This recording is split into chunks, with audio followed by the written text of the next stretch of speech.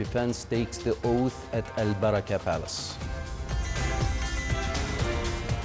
The Administrative Affairs Council for the Judiciary launches 10 initiatives to improve the litigation environment.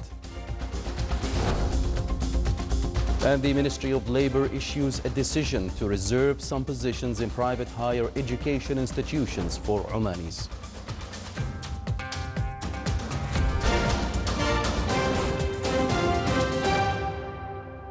Those were the headlines. Now for the news in detail. Before His Majesty Sultan Haytham bin Tariq, His Excellency Dr. Mohammed bin Nasser bin Ali Al-Za'abi, Secretary General of the Ministry of Defense, took the oath today at Al Baraka Palace.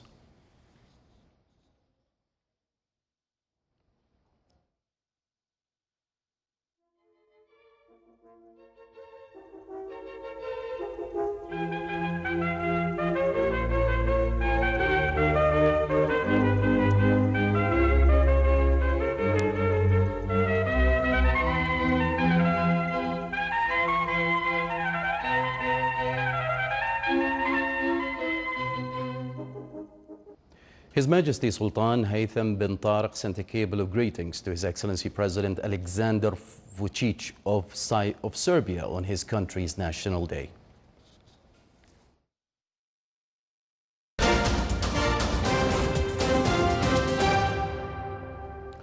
Honorable Sayyid Khalifa bin Saeed Al-Busaidi, President of the Supreme Court, Chairman of the Administrative Affairs Council for the Judiciary and Deputy Chairman of the Supreme Judicial Council, said that the Council has launched 10 initiatives aimed at improving the litigation environment and facilitating the business environment in the Sultanate.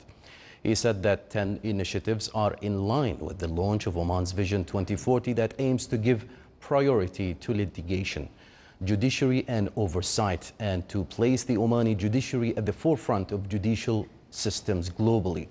He indicated that the initiatives are related to strengthening judicial integrity, digital transformation, a judicial platform for digital services, engineering network infrastructure and information security, digitizing the work of notaries, establishing a digital implementation center, establishing a mobile court for labor cases, developing and harmonizing legislation related to the judiciary, creating a mobile justice writer, and establishing investment departments specializing in industrial cities and development of national judicial competencies.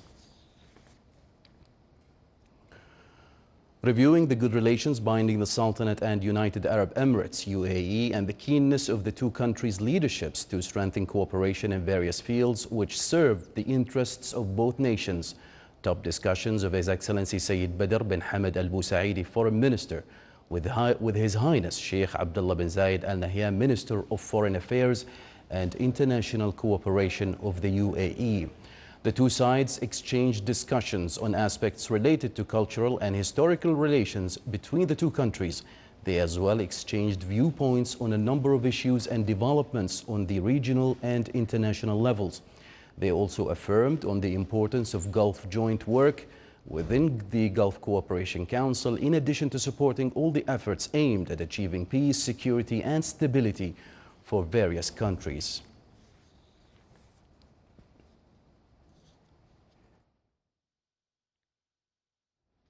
The Ministry of Health begins inoculating people with the second dose of the Pfizer-BioNTech vaccine from today.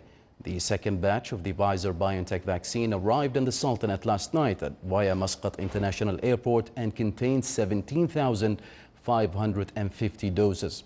The Ministry of Health will begin vaccination today with the second dose of the Pfizer-BioNTech vaccine for those who received the first dose of the target groups in the first phase of the national campaign for immunization against COVID-19. Pharmacist Khalid bin Ali Al-Farsi, in charge of the vaccine stores at the Ministry of Health, indicated in a statement to Oman News Agency that the distribution process had been completed upon its arrival at predetermined centers across the Sultanate's governorates.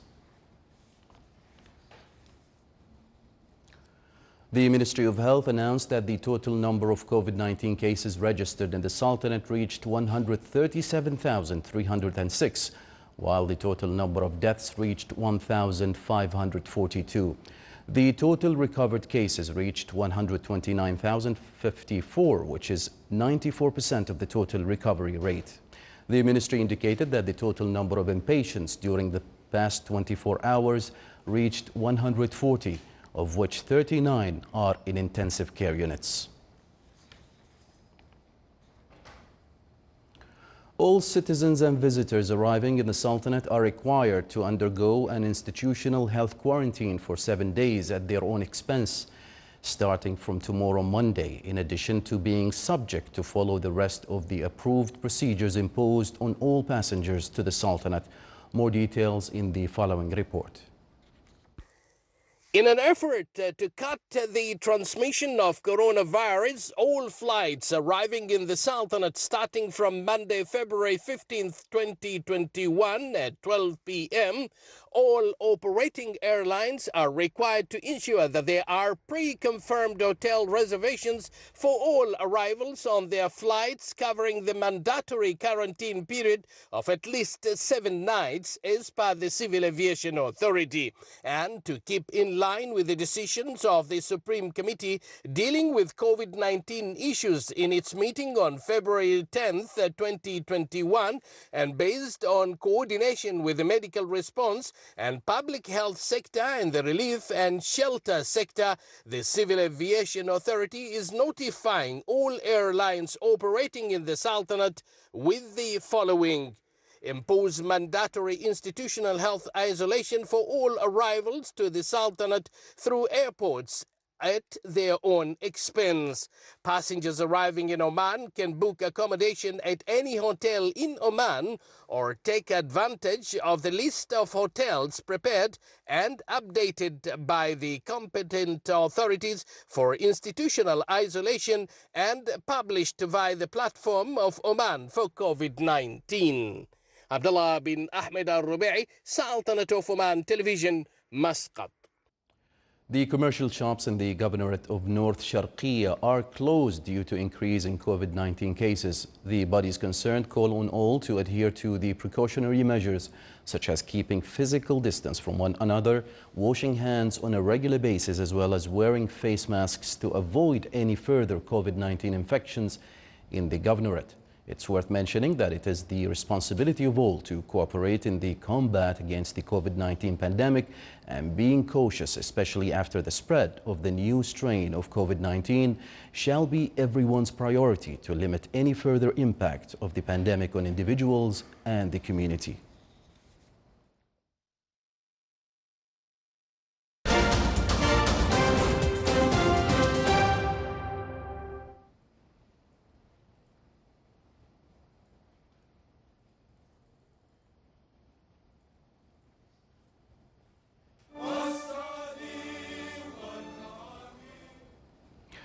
Welcome back to the news from the Sultanate of Oman Television. The Ministry of Labor has issued a ministerial decision to reserve some positions in private higher education institutions for Omani citizens.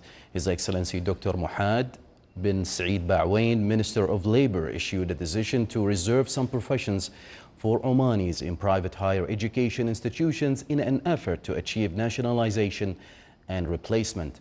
The decision stipulates that only Omanis can be appointed to all administrative and financial positions and positions related to the departments and divisions of the Deanship of Admission and Registration, Student Affairs, Student Services, and all professions related to student counseling, social counseling, and career guidance.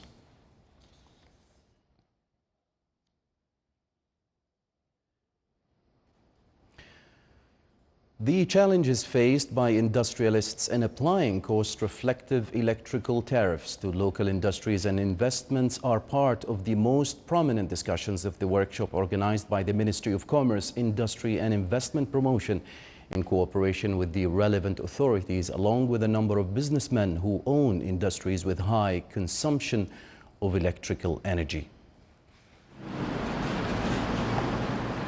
The challenges faced by industrialists in applying cost-reflective electrical tariffs to local industries and investments are part of the most prominent discussions of the workshop organized by the Ministry of Commerce, Industry and Investment Promotion in cooperation with the relevant authorities, along with a number of businessmen who own industries with high consumption of electrical energy.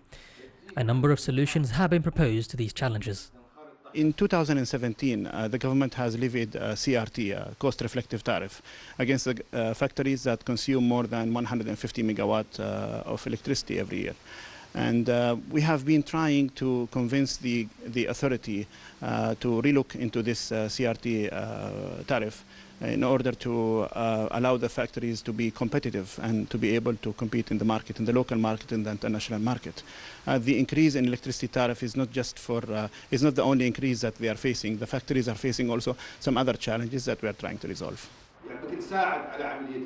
The workshop presented a number of papers from the Authority for Public Services Regulation on how to calculate the electrical tariffs for factories, and another paper from the Oman Manufacturers Association detailing the effect of such tariffs on factory owners. Oman Manufacturing Association has tried to discuss this matter for the last 1.5 years. Today's event is probably the biggest event that we are having because it involves the ministry, it involves the Chamber of Commerce, and it also involves the association. The association has been spending a lot of effort into discussing all the challenges that the sector is facing, which includes the CRT that we are discussing today. The industrial sector is one of the most important in promoting economic diversification in the Sultanate, as the Ministry of Commerce, Industry and Investment Promotion seeks to build the outputs of the industrial strategy of Oman 2040 within the 10th five-year plan by focusing in particular on improving the energy efficiency of local industries so they can compete in the markets, regional and international.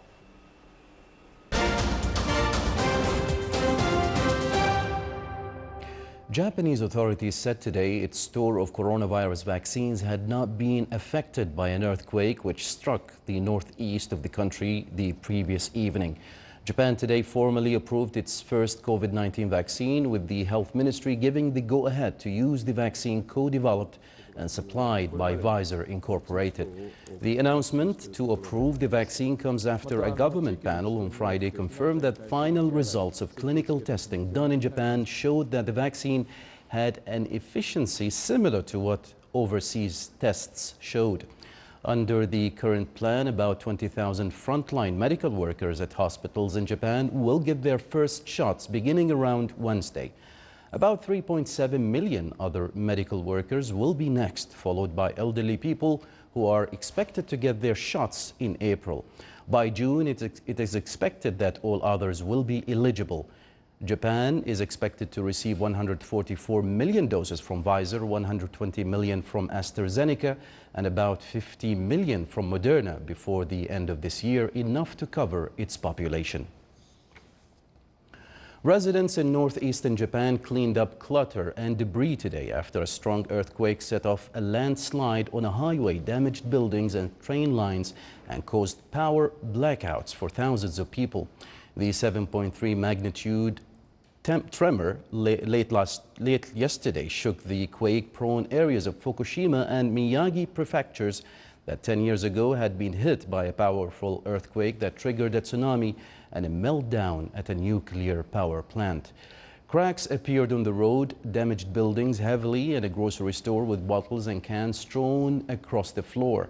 More than 140 people suffered mostly minor injuries, many of them by falling objects and cuts while stepping on broken glass.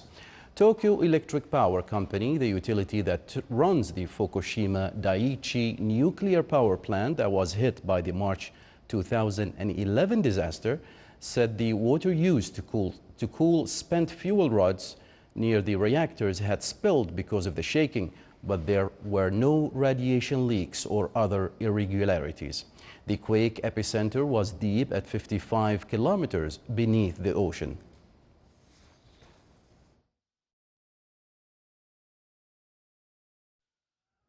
A speeding minibus jumped a road divider and crashed into a truck on a highway in southern India early today, killing 14 members of a family. The only survivors in the bus, 4 children below 12, were critically injured.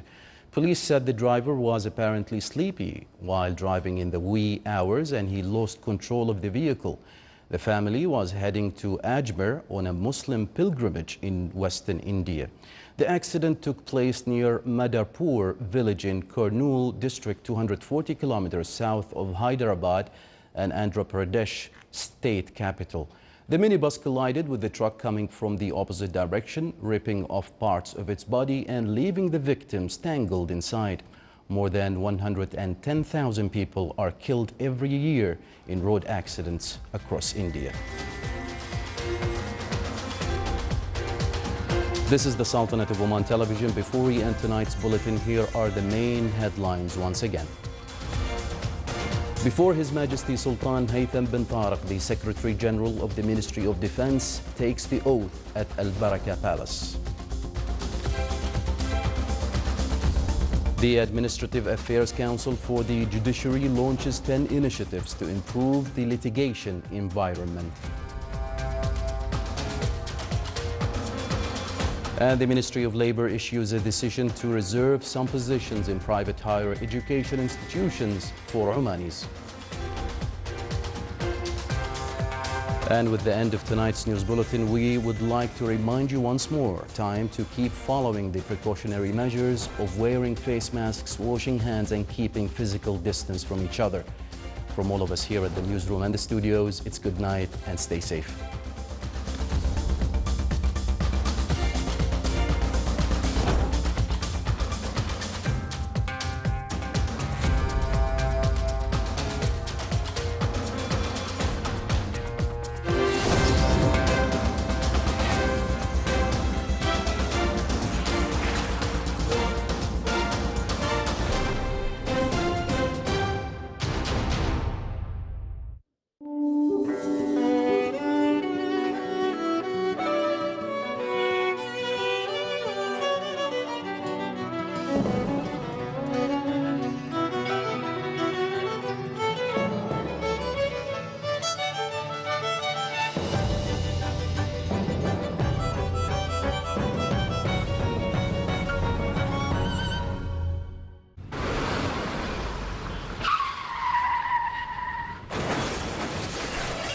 لا حول ولا قوة إلا بالله.